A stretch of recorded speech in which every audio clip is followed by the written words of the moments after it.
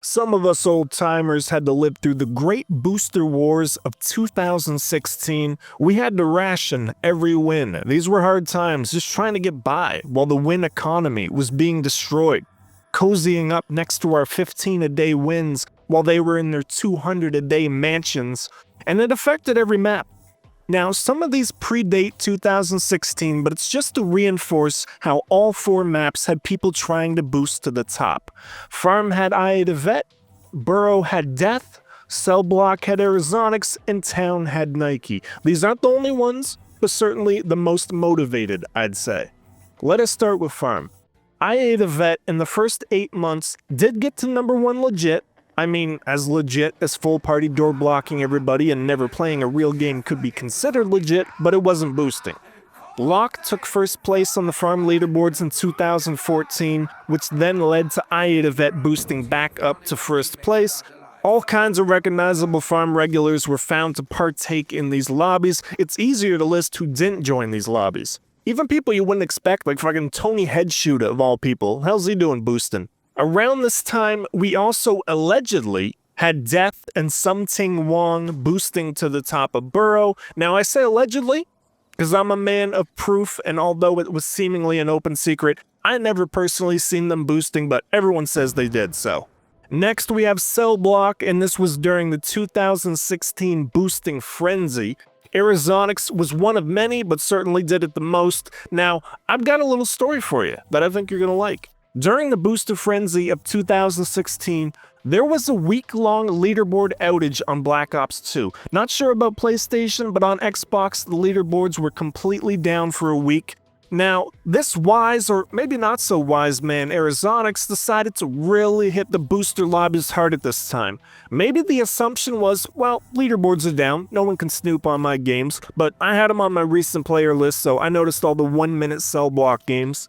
But that's not the funny part. What's funny is, during this leaderboard outage, none of the wins counted. When the leaderboards came back on, it was right as it was before. So Arizonic spent a full week of his life, hours and hours, day after day, boosting round 1 wins that did not count. Sometimes the universe can deliver a little cosmic irony, and we got some right here. And last but certainly not least, Nike boosting to number 1 on Town, and boy oh boy, did this make a lot of people mad, because the Town leaderboards were very legit up to this point, and a lot of people had their spot get taken. Roll the Bones 24/7 even tried to get Activision support to step in and remove the boosters from the leaderboards, but he didn't get any response. They did not care. As this was happening, me and Nike had a little feud, and we exchanged some pleasantries via message, but that's in the past. I got no issues with them these days. But this is a big story in the history of grief, and you can't just pretend it wasn't a thing that happened. There's a hell of a lot more names to mention than we have so far, but we'd have ourselves a 45-minute long video. The fucking Epstein list isn't as long as the 2016 grief booster list. But this is meant as a historical documentation and not a witch hunt to cause drama. Now, on his quest to be the most hated player on grief, Nike also glitched himself to the top of the cell block leaderboards with only about 800 wins. So for a small time, he was number 1 on Town and cell block, and yeah, that's not the kind of attention you want. Everybody thinks they want to be hated and they're gonna make their name by pissing everybody off, but in the end, you'll always regret it. Not the way to do things.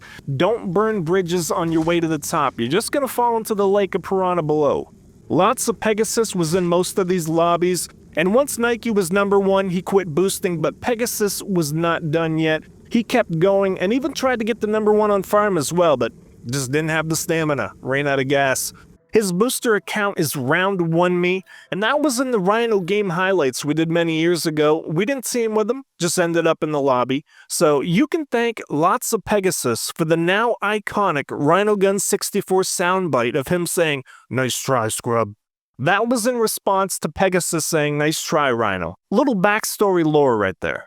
Now, physics teaches us every action has an equal opposite reaction, and when you push that hard, people will push back. You don't think it's coming until it does. And in 2017, some mods got released for Black Ops 2 that allowed you to reset people's stats, which would remove them from the leaderboards. Now, honestly, It was masqueraded as vigilante justice, but that's bullshit because most of the people that got reset was only because the people doing it didn't like them or thought it would be funny.